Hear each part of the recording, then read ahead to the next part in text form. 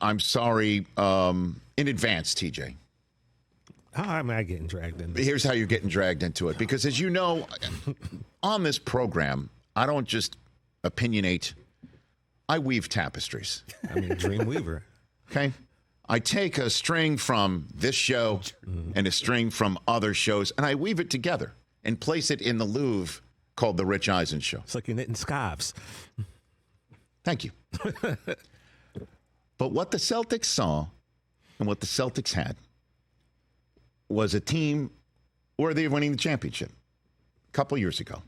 Yeah, up 2-1 in the Last finals. year as well.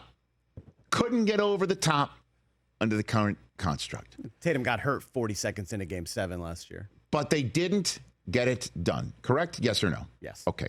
And you had to look at the landscape, certainly with what the Nuggets just did and what the other teams in the West are doing, being young and getting stronger. Loaded. And then you see in the East, what did they do? Did they say they're going all in and then do nothing and say everybody's got to come back and win in order to stay here in Boston? Or did they go and get Porzingis and Jrue Holiday and say we're going to remake a little bit, not a little bit, but remake significantly with bold-faced names surrounding a team that is already the core of a championship? Are we going to do that? Or are we going to just say we're going all in and just say we're going back because this roster, we believe in it, we've drafted it, we believe in it? This is, I think, an allegory for what I thought the Cowboys were going to do, which is go get themselves the football version of Porzingis and the football version of Jrue Holiday and weave it together and improve a team that had the core and also the roots and branches of a championship team and nurture it. And I'm telling by the silence here that you guys think I'm kind of right here. The Celtics did what I think the Cowboys should do. And look at them being 2 games from the championship. First of all, the Celtics were better than the Cowboys. Much better. The Cowboys were the 2 seed in the NFC last year, TJ. There was one team they couldn't get past, and we were all wondering if they got a chance at them again, would they be able to do it? And they couldn't get past the Green Bay Packers, who are kind of what, like the Oklahoma City Thunder of the NFC? Youngsters who are ahead of their time? You know? I don't know. Does that make Jordan Love the Shea Gilgeous? Nice. I don't know.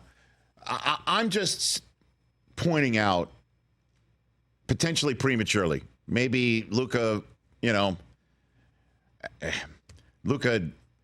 despite his triple-double, gets healthier. Mm-hmm. Maybe Michael Finley should give him his beer back. By the way, winless since the beer taking. Okay. So we'll blame it on Finley.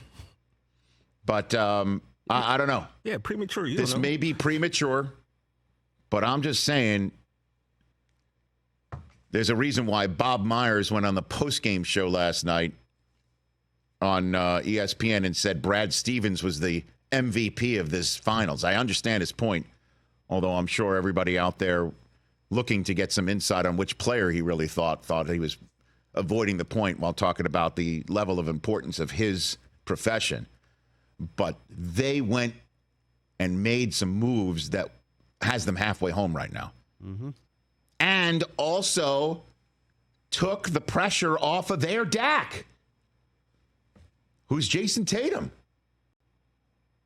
Is there a similar conversation about Tatum, about Dak? It's like, he's great. We know he's the guy. He's terrific. I think Tatum is already considered more of a generationally great player than Dak, but still, what has he done? What had he won in terms of championships in a place where championships is all that matters? He's kind of counted. He's come up short in the playoffs. I'm not saying they're exactly similar. I'm just cutting around the edges here of a similar conversation between the Celtics and the Cowboys and roster building and what you do to take the pressure off your stars in crucibles like the NBA Finals or the NFC playoffs.